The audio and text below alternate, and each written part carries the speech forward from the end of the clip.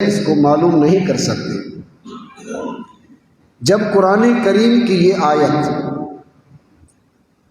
کہ یا ایھا الذین آمنوا اتقوا اللہ، اے لوگو جو ایمان لائے ہو اللہ سے ڈرو، جب یہ آیات ابو بکر سن رہے تھے، جب یہ آیات حضرت عمر کے سامنے پڑھی جا رہی تھی، جب یہ آیات حضرت عثمان اور حضرت علی کے سامنے پڑھی جا رہی تھی، ان کی کیفیت کیا تھی؟ حالانکہ ابو بکر کی صداقت اپنی جگہ، عمر کی عدالت اپنی جگہ، ایک نام تھا، ایک بہت بڑے نام کے لوگ ہیں یہ۔ آج تک اس جیسی جماعت، آج تک اس جیسے افراد دنیا نے پھر نہیں دیکھے۔ لیکن جب وہ قرآن کریم کی آیات اس وقت پڑھتے تھے اور سنتے تھے تو ان کی کیفیت کیا ہوتی تھی کہ الذین اذا ذکر اللہ وجلت قلوبہم، قرآن کریم کی آیات جب وہ سن رہی تو حضرت ابو بکر کیا فرماتے ہیں؟ کاش میں کوئی تنکا ہی ہوتا، لیکن جب اللہ کے سامنے میں پیش ہوتا تو اس وقت میں اس صورت میں پیش نہ ہوں کہ ہاں ابو بکر بتاؤ تم نے زندگی کیسے بسر کی۔ عمر بہت بڑا نام، تو وہ کہتے تھے کہ کاش میں ایک پرندہ ہی ہوتا، دنیا میں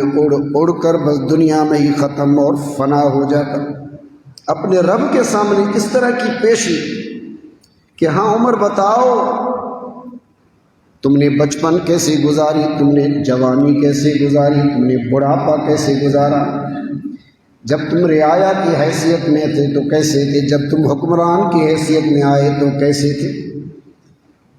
تو اس وقت اس کی کیفیت جو ہوتی تھی وہ اس طرح کی کیفیت ہوتی تھی کیسے کہ یا اللہ تو ہمیں انسان بنایا، اشرف بنایا،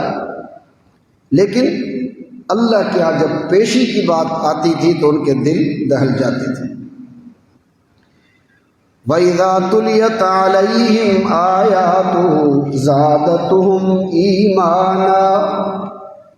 جب ان کے سامنے اللہ کی قرآن مجید کی تلاوت کی جاتی تھی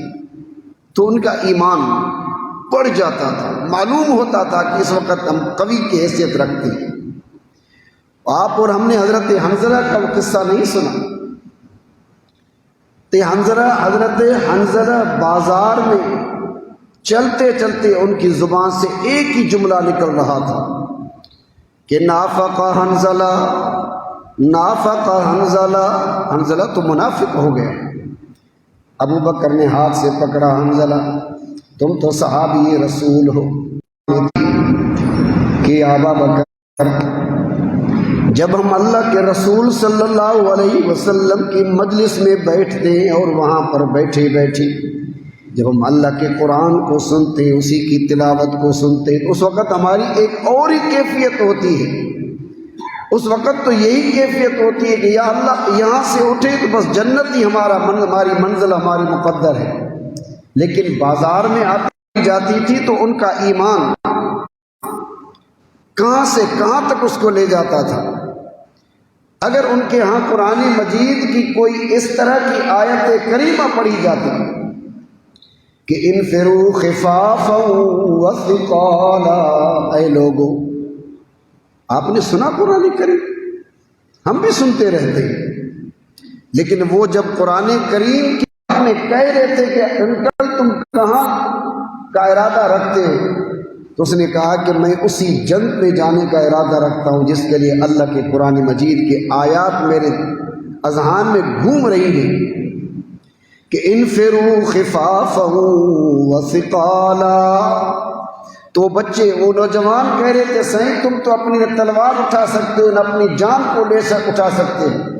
اس نے کہا کہ اس کے باوجود یہ قرآن مجید کی آیات مجھے گھر میں بیٹھنے اور سونے ہی نہیں دیتی، اس لیے مجھے تو نکلنا ہی پڑے گا۔